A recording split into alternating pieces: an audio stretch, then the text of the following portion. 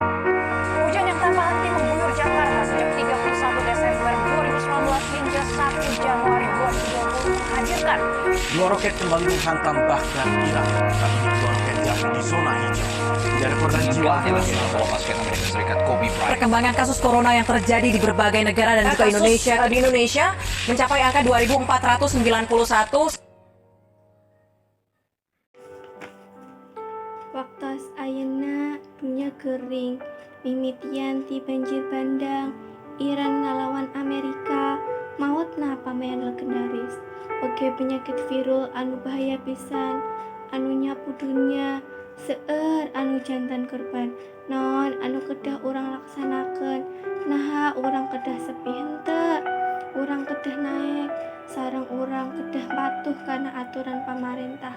Punten, entong nganggep enteng, sabab ieu moal aya tuntungna, upami henteu dimimitian tina kasadaran urang sorangan.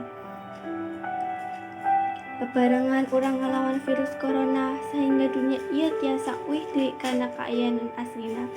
Anjeun nyarios, anjeun hoyong hirup sapertos satelajan, sadayana urang kedah mimitian ti ayeuna iraha, sareng upami sanes urang sadeui sadayana pikeun kebaikan dunia ieu, menuturkeun aturan pamarentah, ngumbah panangan ku rajin, tetep jarak fisik, entong bebarengan, sareng cicing di bumi, hayu orang pantosan, pamarentah sareng tenaga medis anu berjuang di luar sana.